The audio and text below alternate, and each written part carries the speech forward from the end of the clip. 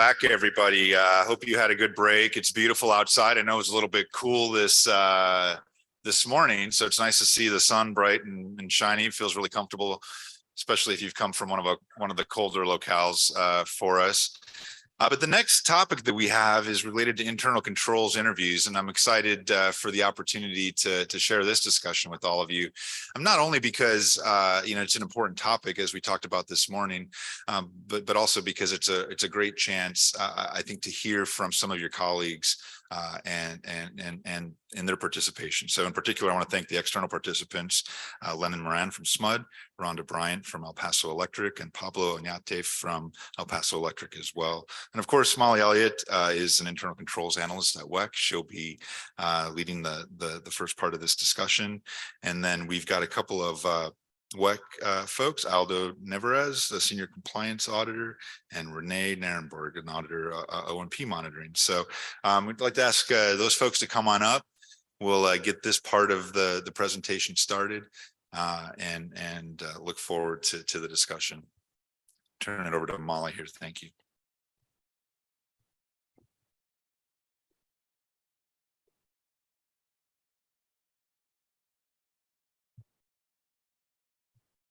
Good morning. As Steve said, my name is Molly Elliott. I'm the internal controls and internal compliance analyst here at WEC.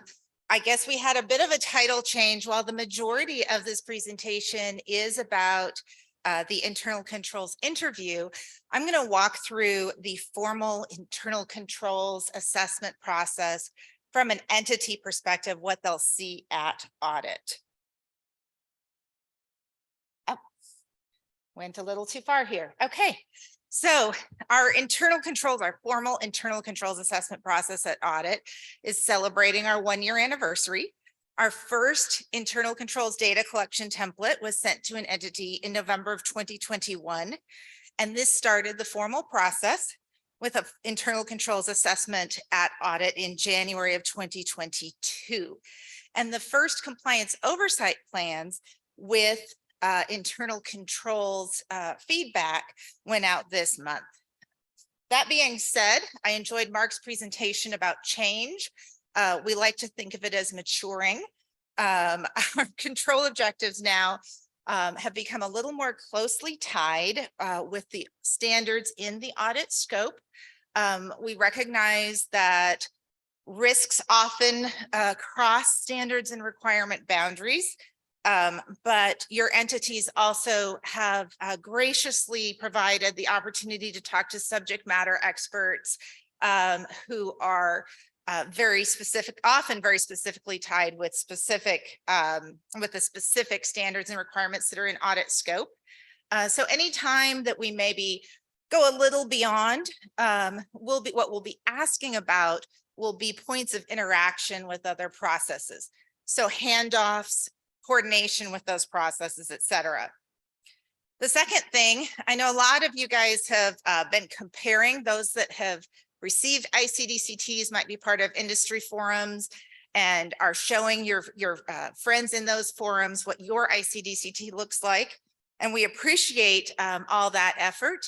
But we have made a commitment now to make our control objectives a little less granular. And the main reason for that is that we were receiving a lot of very repetitive answers. So your procedural controls are probably addressing multiple layers and multiple levels of those control objectives. And so it was very time consuming for you to repeat yourselves in the ICD-CT, and very time consuming for us as well to review that. And finally, entities have been asking our monitoring teams to make it clearer whether they're asking questions that are controls focused or compliance focused. We understand that may not always be clear, and we're making an effort to do so when we're in that internal controls interview. Now, I think most of you have seen this graphic. It represents the audit timeline as a cycle that includes internal controls.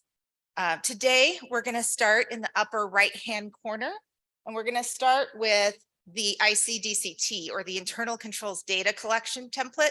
The entities will be receiving an audit about 180 days before the audit starts. So this is a sample internal controls data collection template, and I have only put the columns up that WEC will fill out in advance of the audit. So when you receive your internal controls data collection template, it will already have risk categories, a risk statement, control objectives, and standards that those control objectives are related to. This process is done by the risk team in combination with the audit team prior to sending it to you. And I want to point out a couple of things here. First of all, the blue section is a risk statement. There are 2 paragraphs here.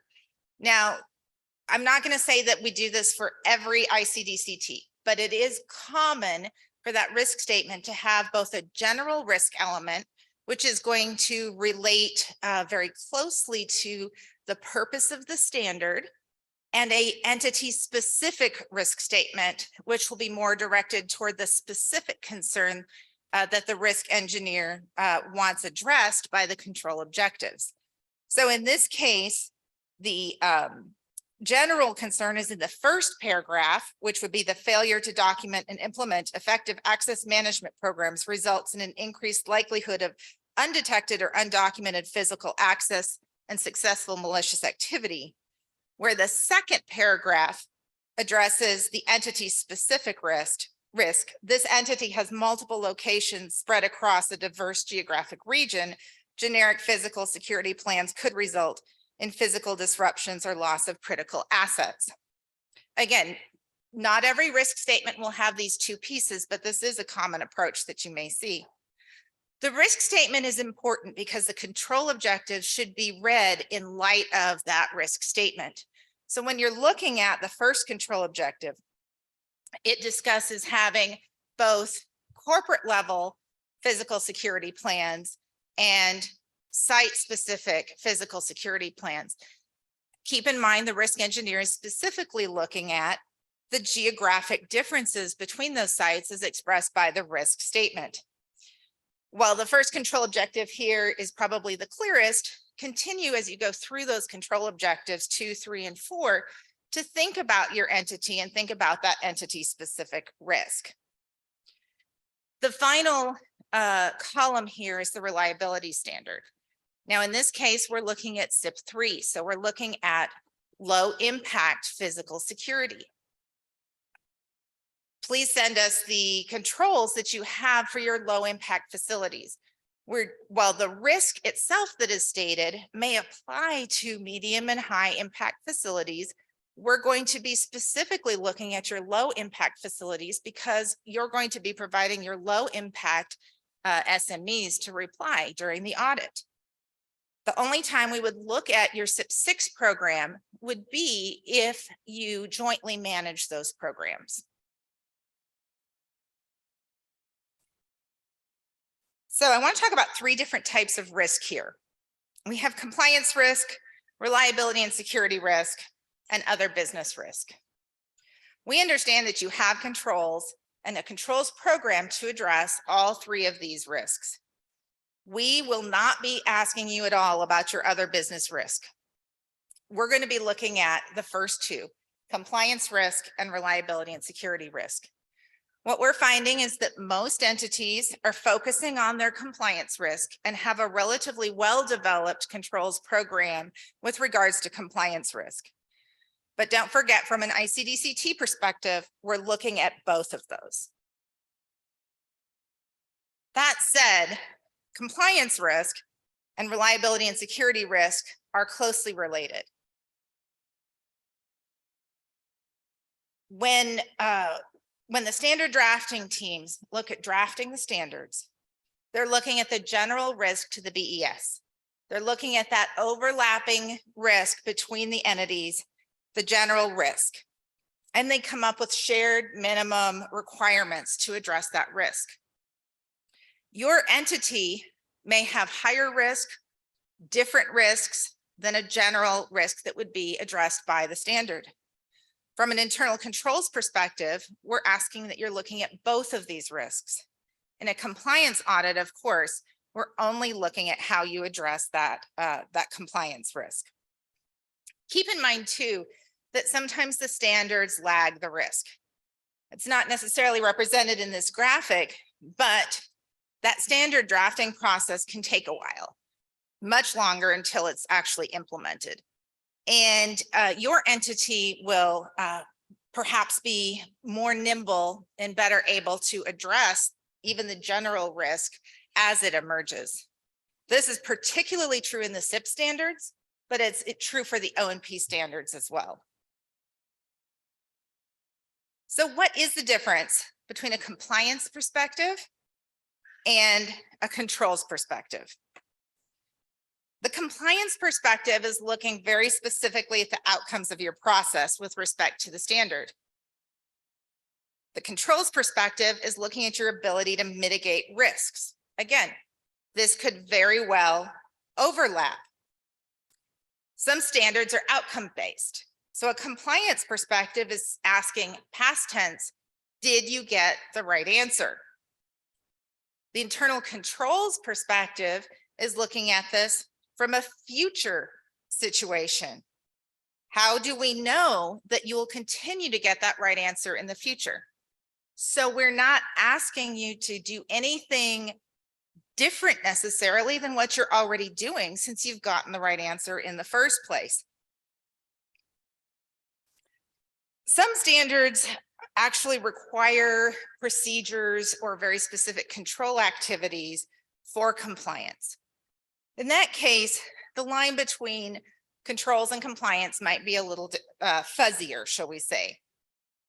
A compliance perspective, though, is going to take a look at that standard, and it's going to say, does your plan have element A, element B, element C, as it's written in the standard and requirements? A controls perspective is going to look more closely at, is your procedural control actually effective? One example of this might be SIP 8. You're required to, by the standard, to do SIP 8 exercises. And from a compliance standpoint, what we're going to be looking at is, did you test it when you were supposed to? From a controls perspective, we're going to ask, did you test it with a scenario that's realistic, that's going to help your entity, your SMEs respond in an actual emergency? So that's where our perspectives might differ just a little bit. So back to the ICD-CT. These are the columns that your entity will be asked to fill out. We have it pre-filled by our mock entity for today's purposes, but column C is where you're going to list your controls. Those could be a document name, that could be an undocumented process that you have in your organization, but column C is where you would name that control. Column D is where you describe it. Particularly for a control that isn't documented, it's very important for us to understand how that control relates to the control objective that was listed. And column E is actually optional, but we find frequently that entities have additional information that they think might clarify the control, how the control is used, or even how controls are changing in their organization. It's not on this slide, but we're asking you at the same time that if you have a governing internal controls program document, that you submit that to us at the same time, as well as if you have a governing internal compliance program. This gives us the opportunity to take a look at the risk that your organization, how your organization is addressing risk from a programmatic level, not just a standard specific level.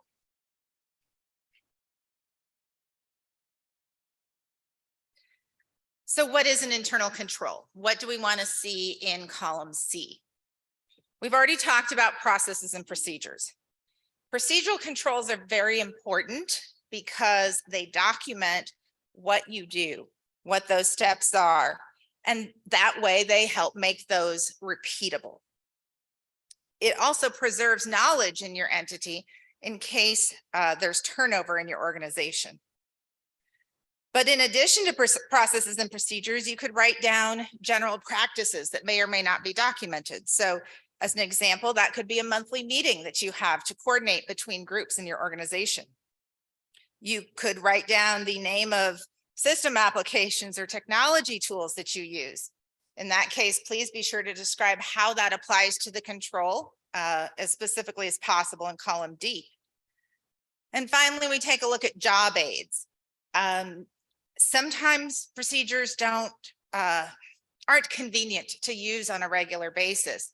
So you may have the procedure that you use for training in your organization, but on a daily basis, your SMEs might be using checklists or forms that help them actually make sure that they're following that procedure. Go ahead and write those down in column C and explain how they're used in column D. Now, I mentioned that our control objectives are getting less granular. Initially, we were asking you more specifically to tell us about roles and responsibilities and technology used and training and quality control. Right now, we're just expressing a much higher level control objective in general, but we still are hoping that you will provide a detailed response. So when you're filling out the ICD-CT, consider some of the various types of controls or control activities that you might be using in your organization. Who does the process? What do they do? What do they use? Is that technology or job aids? Who do you have to coordinate? That could be coordinate with, that could be internally, that could be externally. How do you achieve that? How do you know that your SMEs know their job? It could be a formal training program, but it could also be a communications program. And finally, quality control. Not just do you review your procedure annually, but do you have internal manager reviews? Is there any other way that you perform quality control in your organization? So now we're getting to internal control interviews themselves, which is what this session was apparently advertised as. This could be internal controls interviews could be separate interviews at the end of the audit, but internal controls questions can also be integrated into a compliance interview. Different people have different preferences for this. And we've had multiple discussions on this topic, but sometimes the line between compliance and controls is very fine because we're asking you, what did you do in the past? What do you do that ensures that things will go as planned in the future? So it's really all part of one continuous process. Furthermore, you already have your SMEs in the room. So sometimes it doesn't make sense if we just have a question or two to ask you to call that entire team back for a separate interview.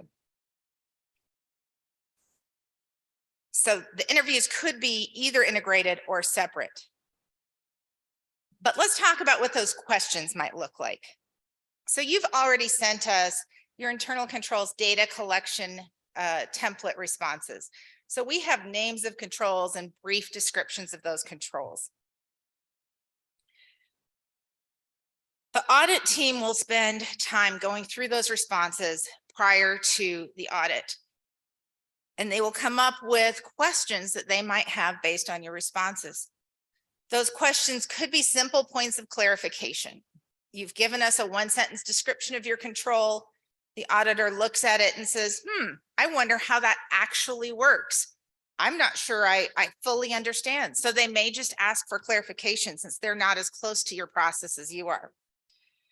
They may look at something and say, that's a great control, but I want to make sure that it's actually implemented and maybe have a little more detail to make sure it's as great a control as I think it is.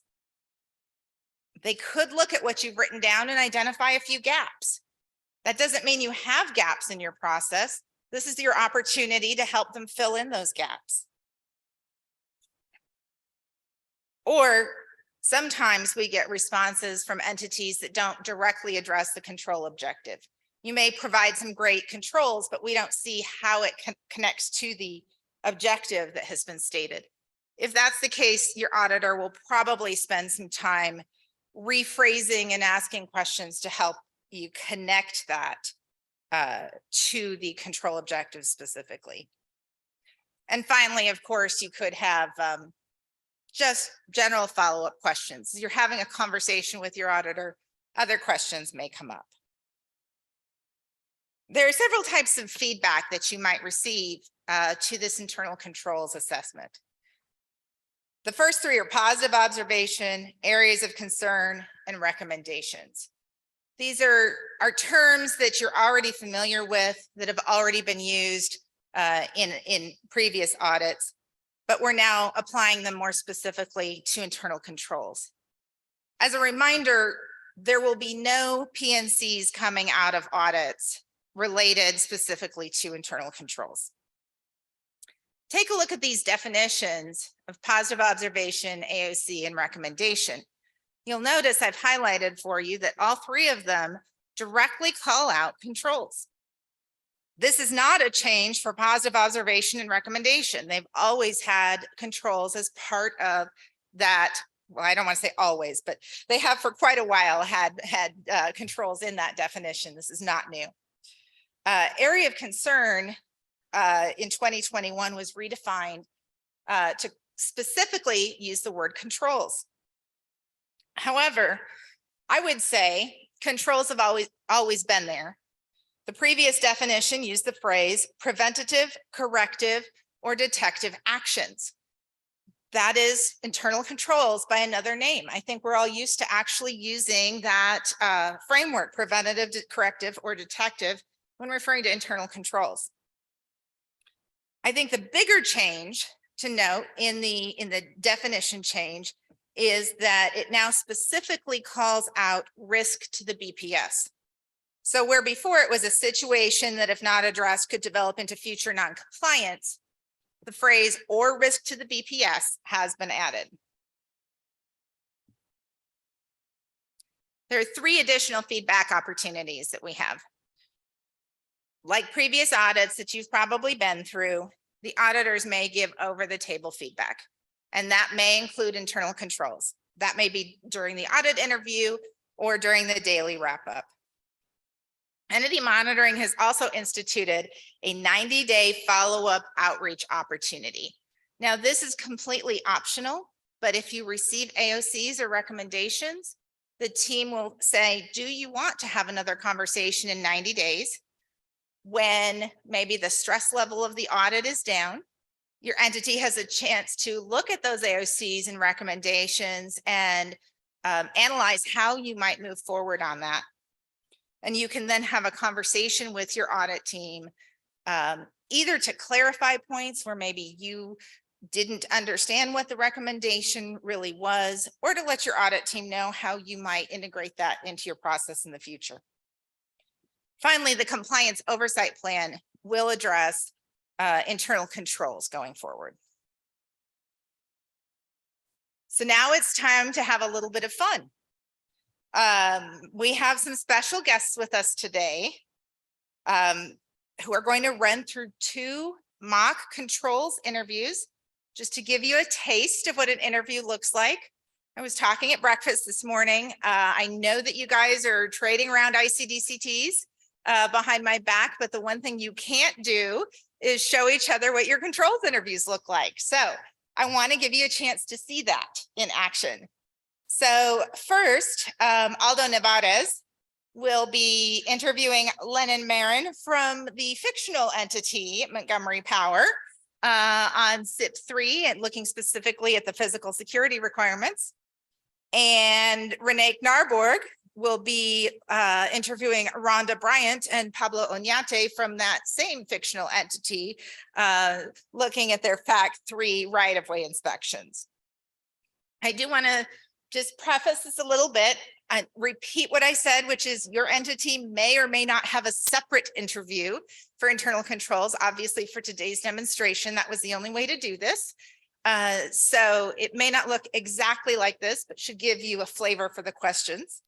And also we've asked Rhonda and Lennon to go through the ICDCT process so that as much as possible, we can show you how the questions relate to an ICDCT.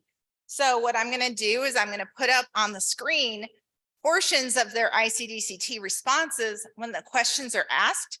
So you can kind of get a feel for where Aldo's and Renee's minds are going as they ask these questions. Obviously, we're not going to be, putting up a PowerPoint presentation for your own interviews. Hopefully you'll have a little more familiarity with your own ICDCT. But again, if you have any questions, you can always ask your auditor for clarity. So Aldo and Lennon, are you ready?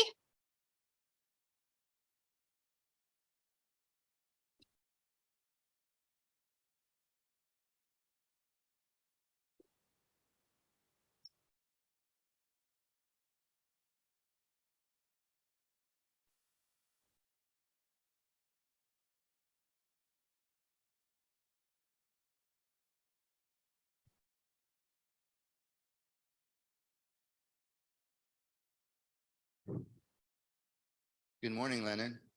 Can you hear me? Good morning. Can you hear me? Good morning, Lennon. Thank you for meeting me today.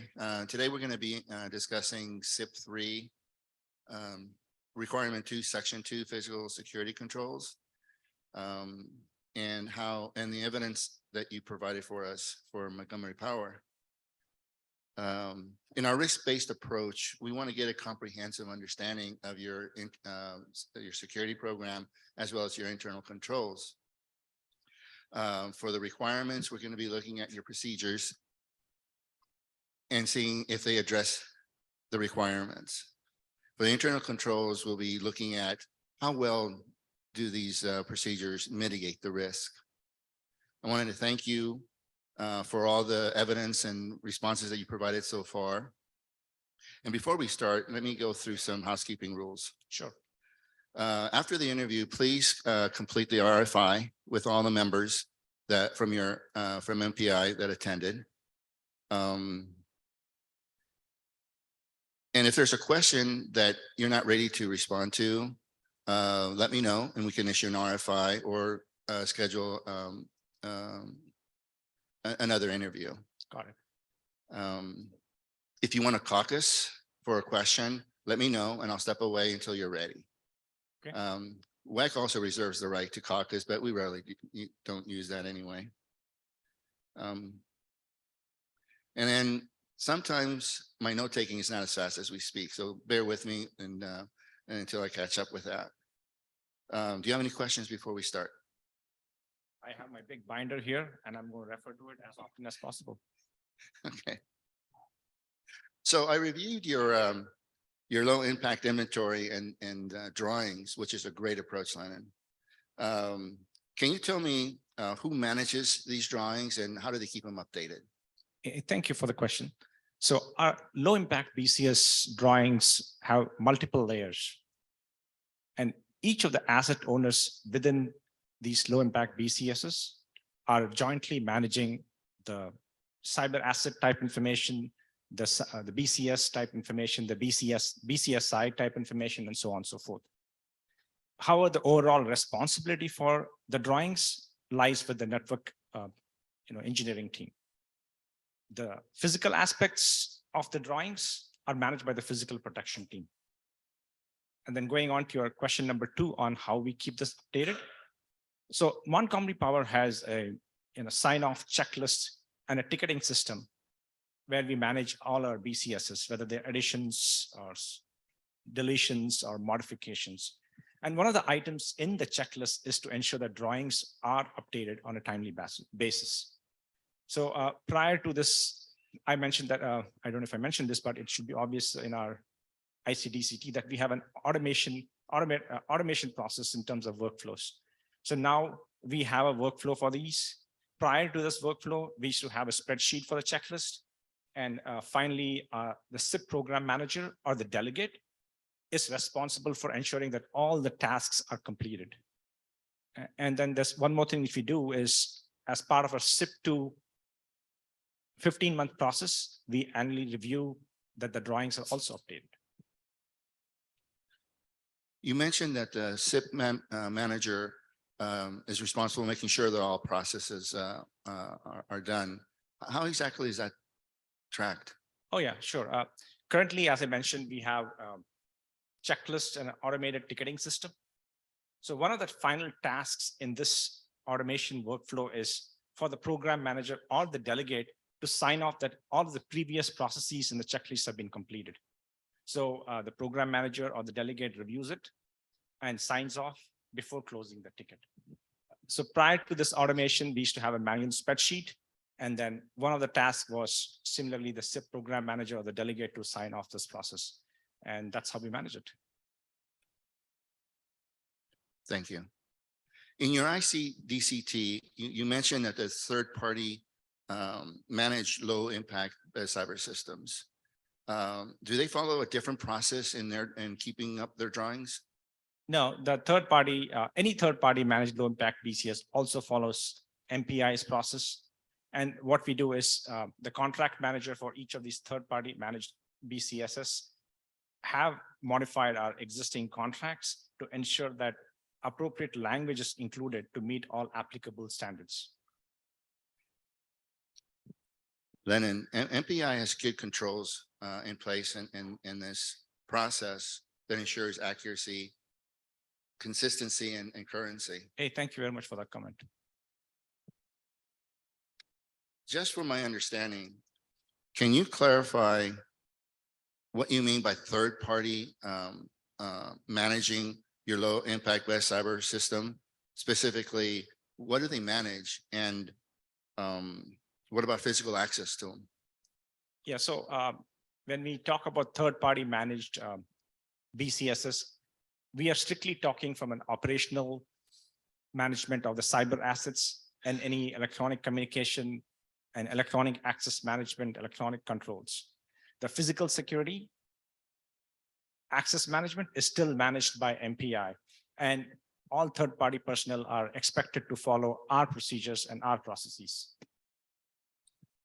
Thank you for the clarification. Oh, you're most welcome. During the creation of your discrete inventory of low impact best cyber systems, how do you ensure that all cyber assets were included in your procedure, BCS determination, categorization, and SIP2 compliance? I think MPI has a great process. I believe we have a great process.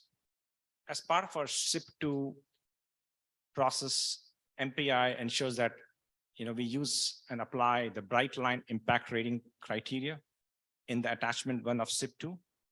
Thus, this we use to identify and categorize our BCSs. Our procedure states that we follow the same process irrespective of the impact criteria, whether it's a high impact, a medium impact, or a low impact, we use the same process. So our SMEs are expected to use and to list all of the cyber assets within a low impact BCS into our asset management system. This ensures that all applicable cyber assets, whether they are high, medium, low, are properly cataloged. And of course, I think I mentioned before, we have automated workflows, and we have the SIP program manager who is supposed to check this off. And so based on all of these processes, I think we have a good process. And I also mentioned about the SIP2 15-month process review.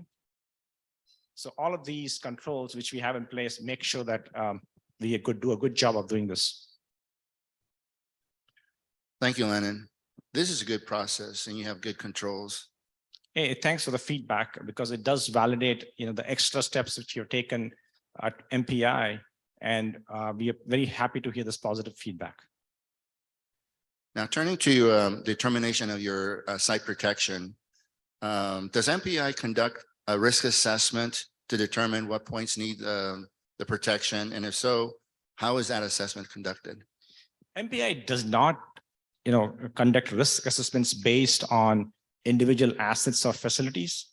And when I talk about assets, I want to emphasize the lowercase a in the assets. So that corresponds to facilities. So what we do is we make determination of these assets into low, medium, and high. And each type of asset gets the same physical security controls as applicable to them. So for that matter, so if you have a low impact, well, then we apply the same low impact criteria for all of them. But having said that, from time to time on a yearly basis, as part of our review process, what we do is we look for events and threats that have occurred in the last 1 year and incorporate changes as required. What risks do you consider when you do the annual review? Is it looking just at your facility, or are you looking at other sources, other communities? Can you just repeat that question one more time, sir? Sure. What risks do you consider in your annual assessment? Are you looking at just your facility, or at your neighbors or other sources? Oh, I think I got it. Yeah, we just look at our threats and our facilities. We don't look at anything else. Your annual assessment is a good idea. It's a good practice. But here's an over-the-table recommendation for you. Consider using events and threats happening in other communities, nearby communities, and as well as similar sites in our industry. Yeah, thanks for the feedback. I think we like the suggestion, but a lot of this information is not publicly available. And so it's difficult for us to find this, but we'll definitely consider your suggestion. Right. I know not everything's going to be available, but you'd be surprised what kind of information sharing is in confidence. Consider WCIF for information sharing on this one. I agree. I think WCIF is going to be a great resource for these type of activities.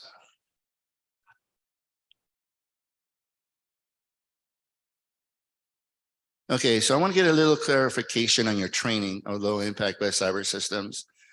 Can you tell me if the training described in your SIP access management is your SIP4 training, and your low impact web cyber system personnel take the same training? I'm not sure I understand the question. Let me ask it and let me know if you, if I said it, if I'm asking you what you're asking me. Are you asking if the low impact BCS personnel take the SIP4 training? Yes. And also, is the SIP access management your SIP4 training? I think I'd like to do a caucus now. Okay, I'll step out of the way and let me know when you're ready. All right, thank you.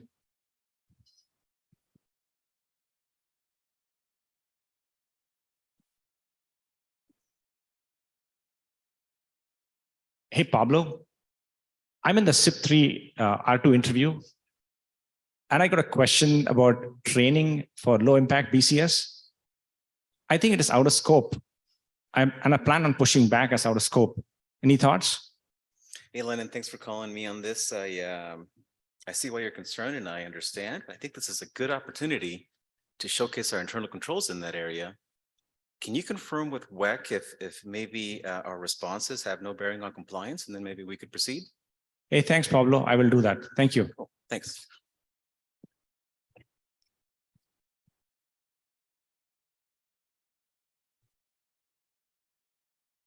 Hey, Aldo, I'm back from the caucus. Thank you.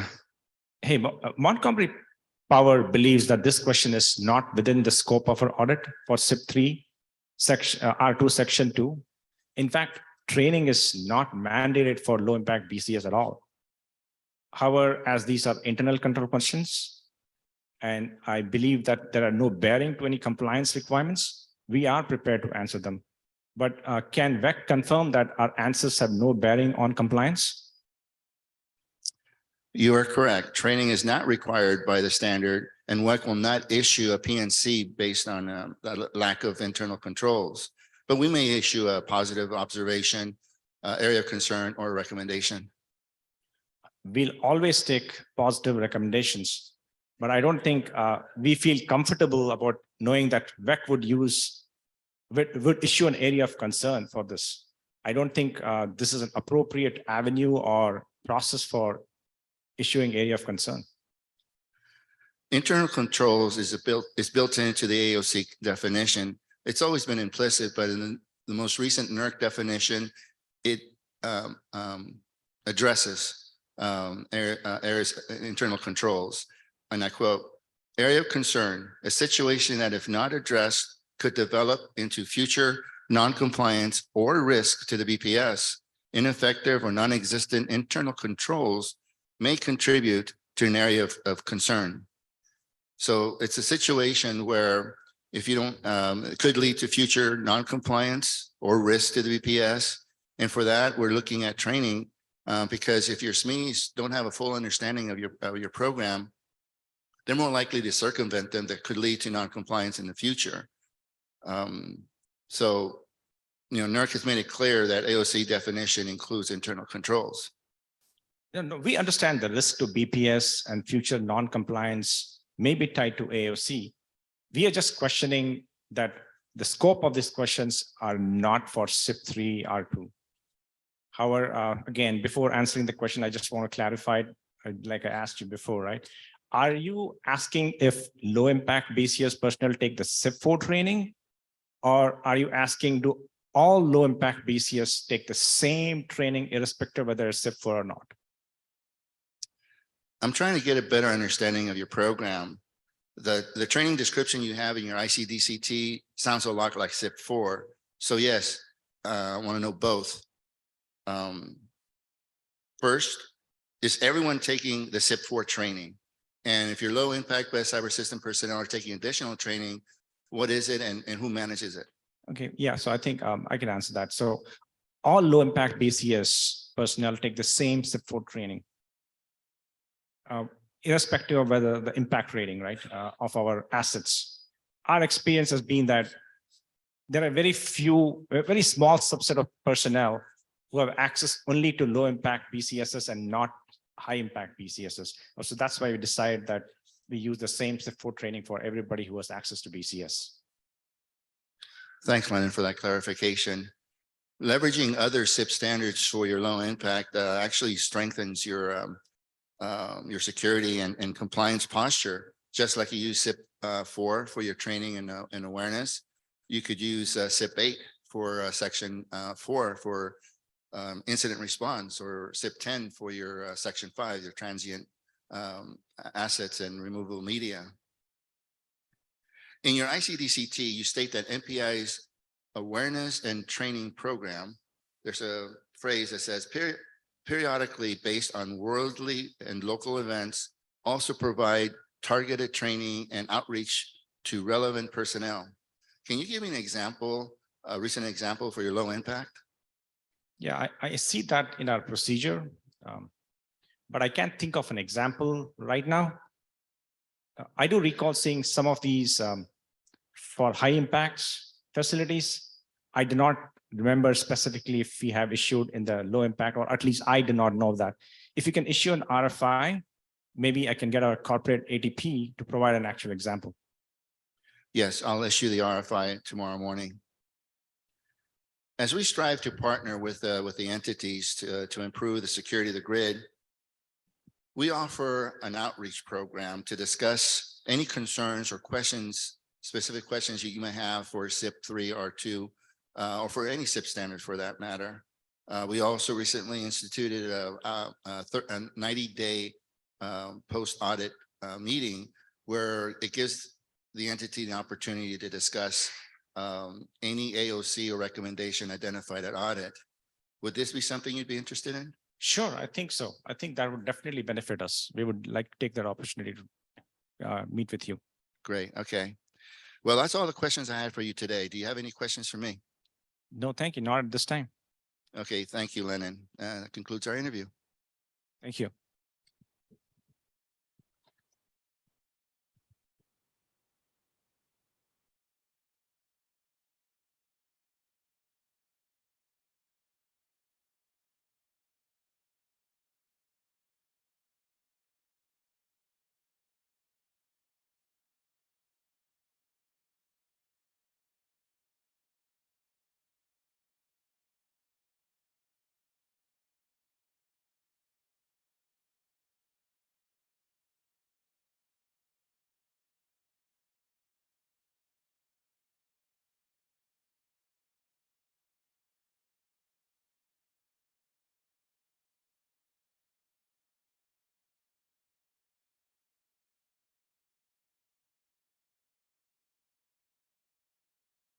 Okay, testing.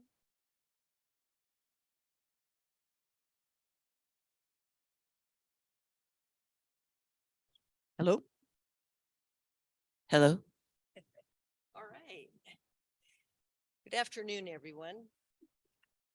We're here today to do a mock audit interview on Fact 3, R6, and to demonstrate how internal controls questions may be included in the interview questions.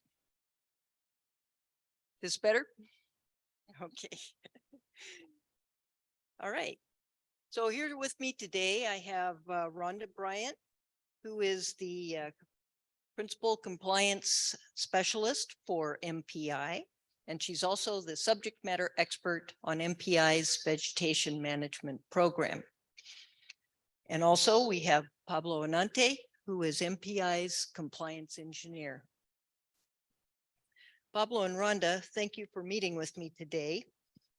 We're here to discuss MPI's internal controls for your vegetation management program, specifically R6 and the inspection process. So I would like to thank you for the answers you've already provided in the ICDCT. And but I'd like to ask a little bit, few more questions about how you manage your right-of-way or row inspection process. So first, let's jump right in with R6. R6 requires that vegetation inspections occur on 100% of the transmission right-of-ways or rows. And you stated in the ICDCT that you set your inspection schedule annually.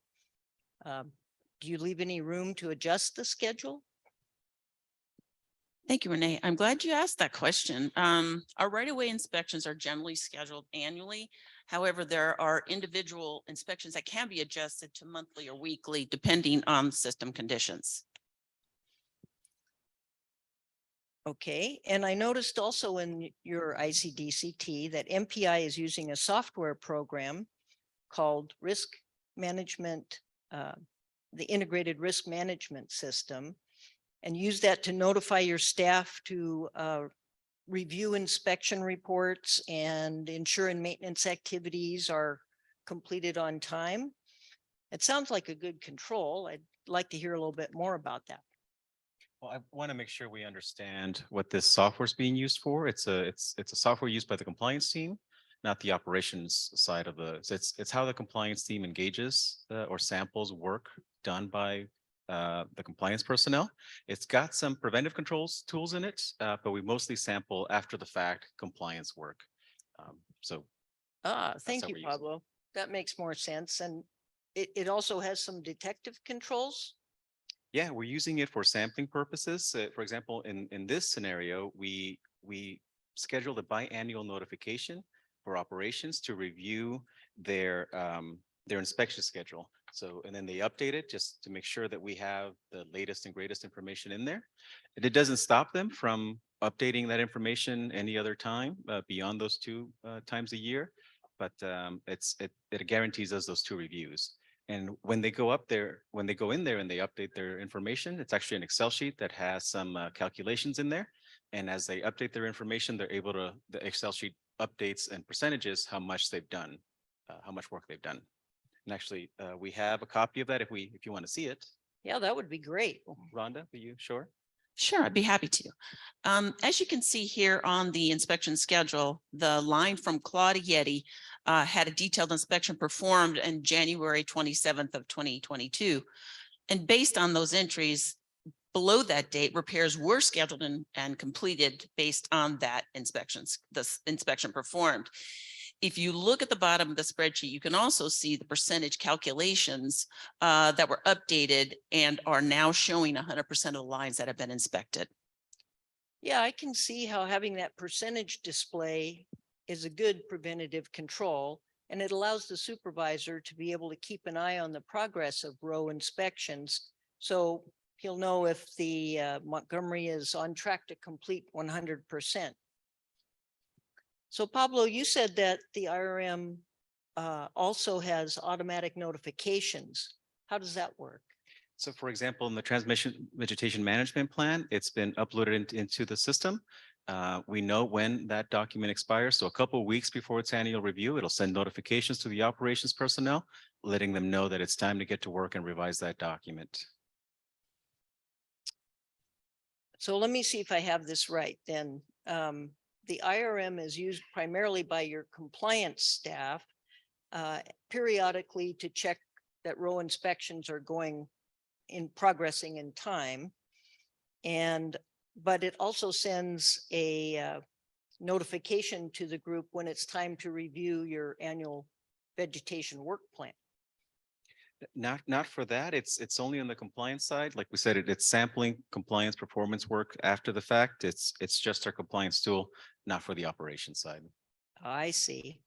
Well, can you tell me a bit more about the scheduling process and how you accomplish that? Rhonda, can you take over? I can sure do that. This is a manual process, which includes the review of the existing inspection schedule by the supervisor to determine the inspection timeframes. Once those timeframes have been reviewed, the supervisor assigns the inspections to field personnel through routine tailgate meetings. The field personnel will then document their results on a physical patrol sheet, which is reviewed and then approved by the supervisor. Once that information has been approved, it is then passed on to the operational compliance personnel who uploads the data to the inspection schedule. Well, that all sounds good. Just one more question. Does the spreadsheet contain a complete and accurate list of 100% of the applicable transmission lines that require inspection? Absolutely. They do contain an accurate list of the applicable lines. There are routine meetings and notifications between our transmission maintenance department as well as our asset management department to discuss upcoming future transmission projects. And so that way, if something changes on the transmission system, it gets updated in the spreadsheet as well. That is correct. Well, that's great. And so how often are the routine meetings? They are weekly. All right. So right now, managing inspections is a manual process, right? And can you tell me a little bit more about how that works? Absolutely. You are correct. It is a manual process. The inspection and maintenance activities are documented on a physical patrol sheet, which in turn is reviewed and approved by the supervisor. It is then scanned and forwarded to the operational compliance personnel to upload into our evidence repository. The operational compliance personnel will then enter the inspection date and activities, whether they be maintenance or vegetation, which will be added to the inspection schedule spreadsheet. So that sounds nice. The patrol sheet is another good checklist to make sure that things are not missed. But what happens if an inspection cannot be completed, say due to bad weather or outages? How do you reschedule? Sure, I'd be happy to do that. But before we do that, would you like to see a copy of our patrol sheet? I would. Thank you. Perfect. Oh, wait, I guess. Well, basically, here you go. The spreadsheet, there it is. The spreadsheet basically shows where, if you point back to the inspection schedule, it shows where one of those repairs were done based on this patrol sheet. It shows all the relevant data to that structure and that line. Thanks, Rhonda. That makes it very clear. Thank you. And speaking to your question about what would happen if something needed to be rescheduled, if the inspection is required to be rescheduled, the supervisor will review current and future system conditions and the required time frame for the inspection to determine a new inspection date. The supervisor then will assign new inspection date to the field crews, which again is conveyed through routine maintenance tailgate meetings. Additionally, we are also currently testing a phone app, which can be used in the field to document inspection data directly into the app. Well, that sounds interesting. Can you tell me more about that upgrade? Sure. Eventually, the inspection and maintenance activities will all be fully transitioned to an electronic process through the phone application software. With the information synced to the database once the field crews return from the field. The phone app is currently in a testing phase. That sounds like a good plan, but do you also have a plan to manage that transition? Absolutely. We are planning to transition the phone app within the next 6 months, barring any major changes to the software. Well, I like where that's going. And once your new system is fully implemented, I think you'll have better controls with transparency on the schedule across all departments. And then everyone can see if MPI is on track to complete their inspections. Also, the phone app will help eliminate the paper reports that are currently being used and, prevent the risk of them being damaged or lost in the field. That is correct.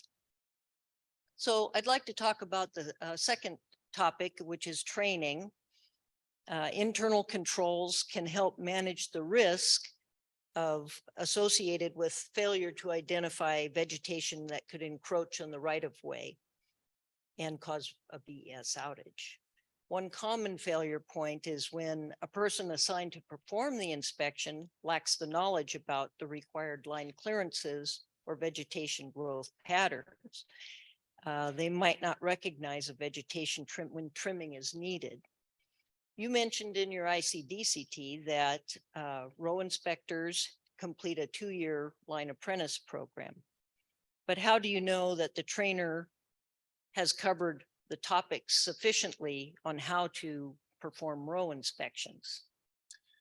All of MPI's trainers have completed a journey lineman program, which includes row inspections and are fully capable of training field personnel. So when you say in the ICDCT that training is validated during every step of the process of the apprenticeship, are you talking about by testing or by signing checklists? No, we don't have any checklists, or we don't have checklists and tests. The apprentice shadows the trainer for 2 years. So the trainer would recognize the apprentice were lacking skills and wouldn't be able to advance to the next level. The assigned trainer validates that apprentice's knowledge. I see. I'm just wondering, does MPI also provide any training to other field personnel? Because they might see vegetation growing near a transmission line. Would they know if it was going to cause imminent problem to the BES, or would they know where to report it? There isn't a separate training, but the training received by the field crews includes that understanding of transmission line clearances and the ability to recognize the potential threat to the transmission lines. If the potential threat is noted, the working foreman will contact the supervisor to discuss the nature of the threat and next steps.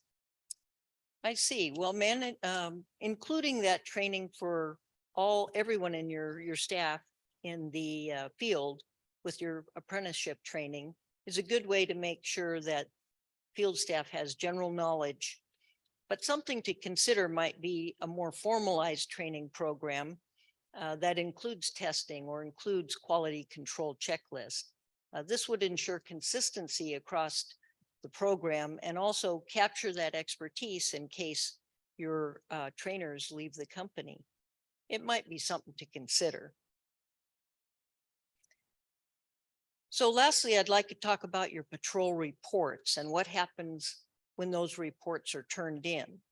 As I recall, the supervisor reviews the report and enters comments into the spreadsheet or the schedule spreadsheet. So who creates the clearing schedule and coordinates with the vegetation crews? Hold your regulatory horses there, Weck. This is creepy. This is creeping up on requirement 7 here. Now, we were happy to provide some information on the vegetation work plan in the ICDCT, but we're not looking for expanding the scope in this audit. Okay, Pablo, that's fair. And I'm not planning to ask any more questions about the R7 trimming process. But I did want to discuss the handoff between R6 inspections and R7 trimming, because handoffs can be a place where it can be a weak spot when you have different groups involved. But it looks like Montgomery may already have some controls in place to mitigate that handoff. Would you be comfortable talking about that? That makes sense. Thanks for the additional color, Renee. Yeah, let's keep it going. Sure, I can provide some general information. As previously discussed, the supervisor does review the patrol sheets to determine if there are any maintenance or vegetation clearing activities required. The supervisor, if necessary, will schedule the required vegetation trimming activity.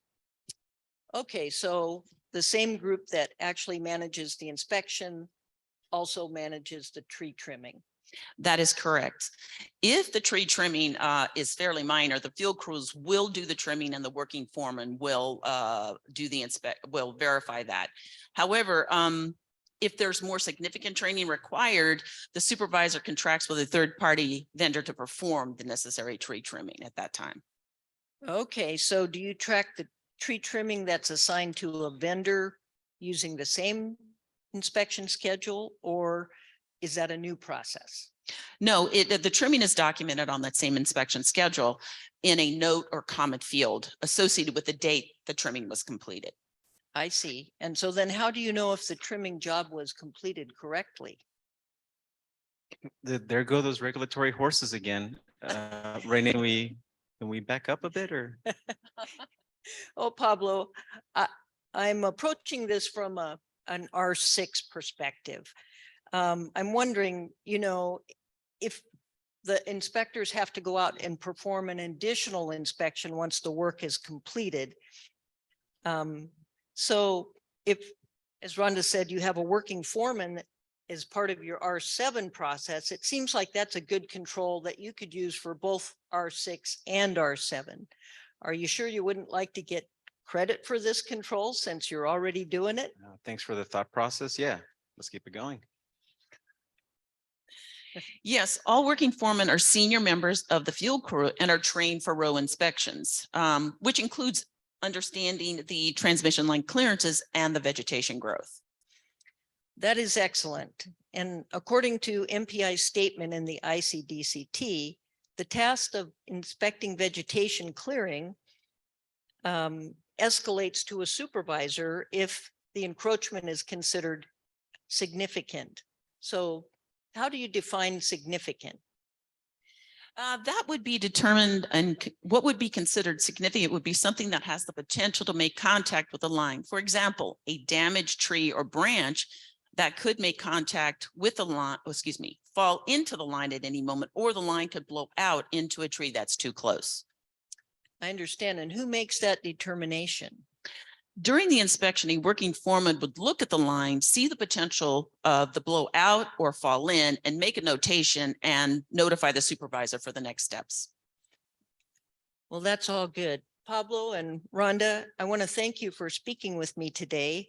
During our compliance audit with MPI, we found you to have a solid vegetation management plan, including for row inspections. And congratulations, no findings. But I also appreciate you being here to discuss the internal controls as well. And to recap, I'd like to go over some of the good internal controls that MPI is using. First of all, to ensure that 100% of vegetation inspections are completed on time, MPI has multiple controls in place. You have a spreadsheet that automatically updates the completion percentage as data is entered from the field. This is a good detective control to ensure that inspections are completed on time. Additionally, MPI has a preventative control in using the new IRM software that provides notification to operations compliance group when it's time to review and update the vegetation management plan.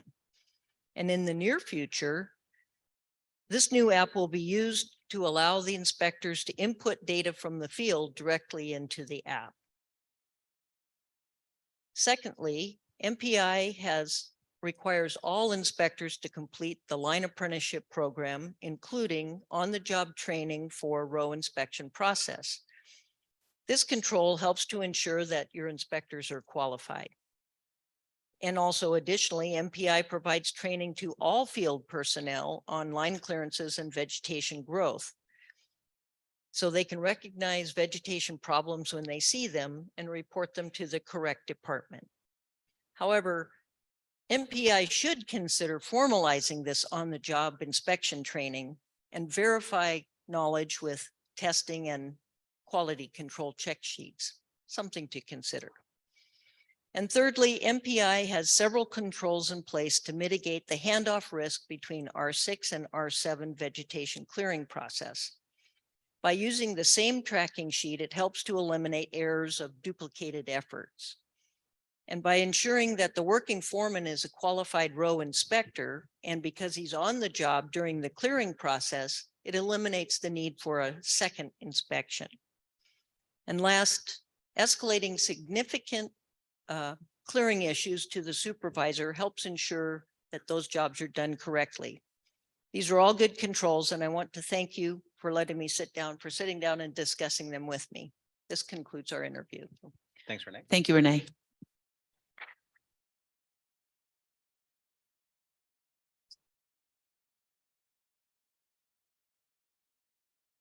Real big special thank you to Pablo and Rhonda and Lennon for filling out the ICDCT and then subjecting themselves to this audit here on stage.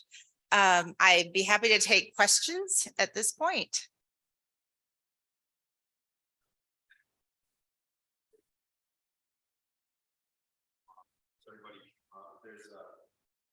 There's a couple of different flavors of questions here, so I'm going to try to kind of address a couple of them from an overarching perspective here.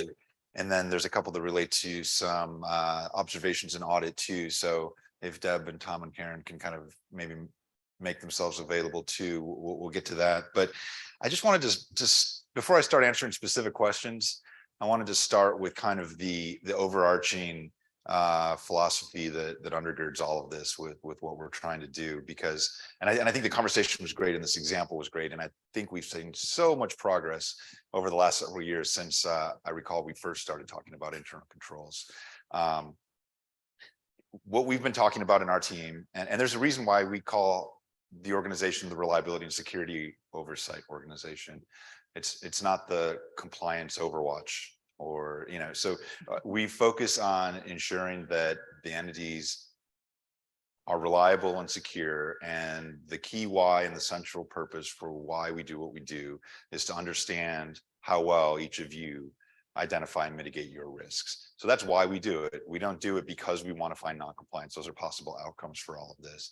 And so I know a lot of the questions about internal controls are around, well, is this something that's required? Can it lead to a PNC, et cetera? And I understand all of that. And we're trying to make that clear over time. And we're going to continue to focus on that outreach. But the way I characterize it is that the standards are where the jurisdiction lies for us to pursue things through the enforcement process ultimately. And so a compliance audit, or a spot check, or any of the monitoring activities that occur, the source of a potential non-compliance comes exclusively from the language of a reliability standard. And that's what we would process through on the enforcement side.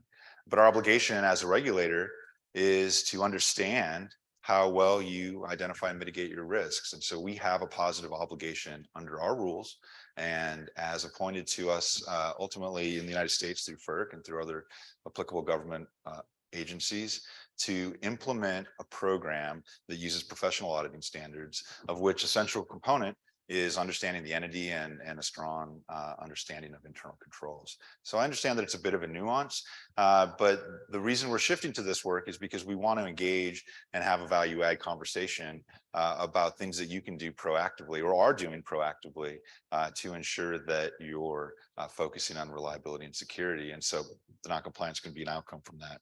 So, to put a pin on it, right? I pinned it on the here to put it at the top is, can responses to internal controls based questions lead to non-compliance during an audit? Or, how can that be? And right, I think the answer is it depends. The focus of the question, the training one's a good example, right? That there's a requirement that doesn't talk about training specifically. But if we identify that you don't have training and folks may not be able to understand what their obligations are, it's not the training that then becomes a non-compliance. It's the failure to do what was required because they weren't trained. And so the failure ultimately is the source of the non-compliance. Right, so your internal controls interview wouldn't itself result in the non-compliance. It would be maybe next time we come back and talk to you and you've had a failure with respect to the standard that you might have a non-compliance. There's some questions about whether the ICDCT is required to be filled out or whether it can have a negative impact on audit engagement. So a couple things. First of all, we have actually told some entities that if they keep their controls cataloged in a different way and would like to submit a different type of documentation to us than that actual Excel spreadsheet, as long as you're helping us understand how your controls meet the control objectives that we send over to you in the ICDCT, you do not have to use that format if it's the format that is a problem. From a standpoint of just having controls submitted to us in advance of the audit, again, we have no enforcement mechanism, but we are going to be asking you controls questions during the audit, and it makes that go more smoothly if we've had a chance to review them in advance. Yeah, no, and let me pause for a minute too to take a little opportunity to talk about scope, because I think one thing that we owe in future outreach and in future conferences is a really strong articulation of how different entities with different controls who've demonstrated and been able to share with us results in a differentiated experience in that audit. And what I mean by that is that while we might be talking about Fact 3 vegetation management and two entities that may kind of look similar from the outside looking in, have Fact 3 in their quote scope, that doesn't mean that the interaction that we have with them is the same. So, really hope to disabuse folks from kind of perpetuating the idea that just because something is listed as in or out of scope isn't really the full picture. There's a lot more that we do within that interaction to work with an entity that actually differentiates that. And I think part of that's what we're trying to, show here with some of these mock interviews too, that, we're seeing some really good interaction with entities that are sharing their controls, and we're able to really focus the discussion on forward-looking emphasis of what they're doing and how their programs are. Well, here's one I know the answer to this, but are internal controls a separate audit, or is it part of a routine audit, or, It's part of the routine audit. Yep, it Yes, is. yes. So that I think leads to the idea that internal controls is inherent to everything we do. You've heard Melanie say that. I've said that. Our staff are saying that. We're trying to we're trying to make it smoother insofar as it's not something that's bolted on or added on or an afterthought. As we're obligated to do under our rules and through professional auditing standards, we're required to understand you, and part of that is through internal controls. And we believe really strongly in the virtue or in the importance of that, because one of the questions is related to how this can impact audit specifically. But I would expand that question and say that really what we know about your controls and your performance and your ability to identify and mitigate your own risks impacts the experience throughout the life cycle of the compliance monitoring and enforcement program. And so it not only changes and shapes how we interact and what we decide to interact with respect to sampling or discussions and identifying specific scopes, but it also has an input, and you'll hear this afternoon, ultimately into your compliance oversight plan. So it's going to have an impact on how well we see your ability to understand and identify and mitigate your own risks to shape our planning and interaction with you in the future. And then I think actually importantly, it has an impact in the enforcement realm as well. And so the strength of your controls can impact the assessment ultimately and the outcome in the enforcement. And in fact, there's some credit given to entities that have strong control programs. And so there's also, real incentive there too. And so what we can try to bring out for one of these next sets of outreaches, some comparative types of examples. We'll try to fictionalize it and show how, different entities that have different control environments might have the same type of violation, but result with different enforcement outcomes because of their performance and their controls. So Molly, are entities required to add their own risks on top of the risks that are in the ICD-CT relevant and applicable to them? You're not required at all to add your own risks in there. Any risks or controls that you want to tell us about, because maybe you have a great new program and you want to share that information with us, you're welcome to add that as another row in your ICD-CT response. But no, that's certainly not something that you're required to do. We know you have a very a very large number of internal controls, and we're going to, for the most part, be limiting, we're going to be limiting our discussion to those that apply to the audit scope. But if there's anything you want to tell us, we're always, I guess, willing to have the conversation. Mm-hmm. Yeah, definitely want to know about what you're doing and how you're doing it. One came in that I'll answer briefly, but it relates, I think, to a follow-on that I'll ask you, Molly, and it's about the entire library of control objectives. And so it's clear that we provide some specific questions to entities and through the ICD-CT. But the way we kind of analogized it to is the NIST cybersecurity framework. That, if you think about it, is a really broad thing, and there's some mapping that NERC, in collaboration with the regional entities, have done to map those, which are essentially control objectives. So it's a very large list, and so I think the library would just be really large. And so right, I mean, yes, by all means, if you're on the SIP side, take a look at that NIST mapping. It is fabulous, and yes, our risk engineers use it as well. It's a great resource. I don't know of anything parallel on the OMP side. But I think the question had to do with what we WEC do in terms of maintaining a library. And we don't have a library of controls that we're going to, or a library of questions that we're going to ask you this specific list of questions. There may be some overlaps between what we ask entities, if there are similarities. But we don't have a specific library of controls. However, we do have controls guidance and compliance failure points documents that we post online. It is not complete, and it is not specifically for use during the audit engagement. But it would give you an idea of the types of issues that should be addressed. Now, these documents are aimed specifically at entities. It's not a comprehensive list by any means of questions that you might ask while you're going through the process of designing controls.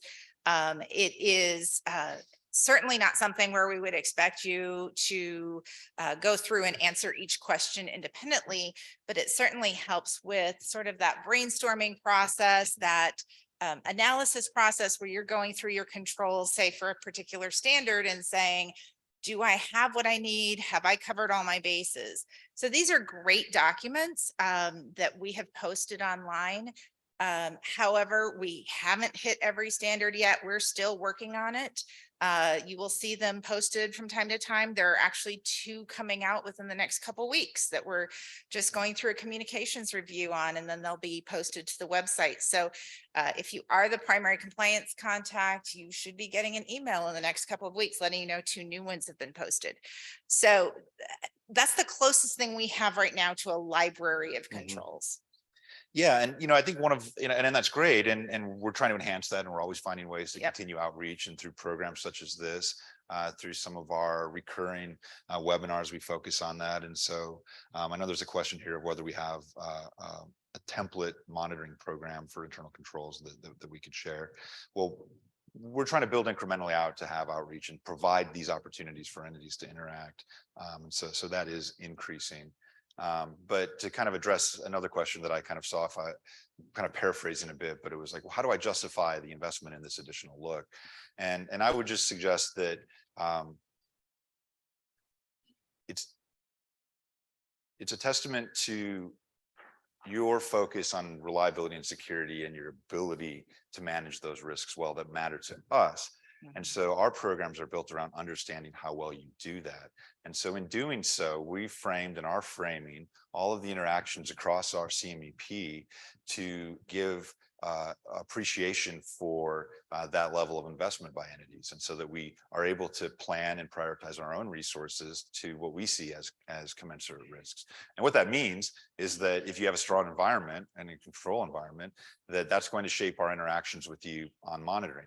Whether we audit you every 24 months or every 48 months, whether we look at this broad set of requirements and want to see a big, huge sample of all the things that you've done because we don't know much about you and you're not willing to share about how well your programs are designed, compared to an interaction about what you do from a forward-looking basis.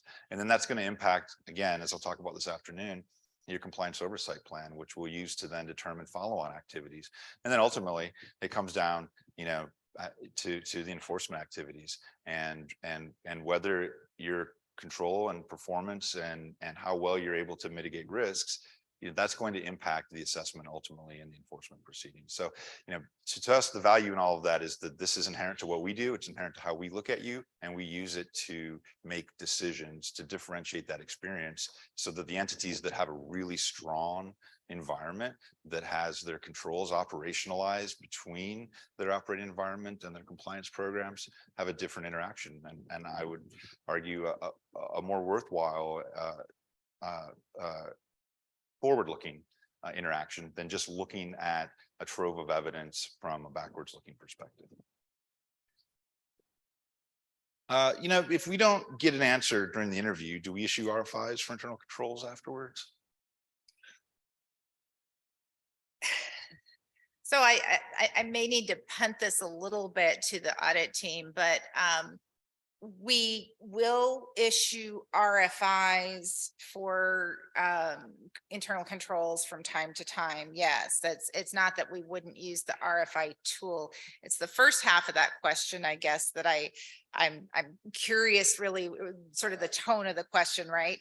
If we don't get an answer, will we issue an RFI? Typically, the RFI is used to supplement an answer. As you saw here, there was a discussion. The individual didn't know the answer, or we may say, oh, we like the information that you provided. We'd like to take a look at the actual document.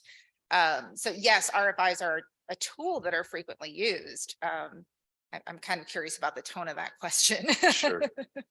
And we've got some more too. Hopefully the backdrop that I've described is helpful in kind of understanding our philosophy and our emerging philosophy for this. And hopefully, even though I'm not getting to the remaining specific questions, they were answered generally by some of that. We're going to transition here shortly. So I just wanted to cover a couple of just logistics items before we break for lunch. And thank Molly and your team. Thank you. Yes. And I appreciate that. And everyone give the internal controls group a round of applause, please. Thank you. Thank you.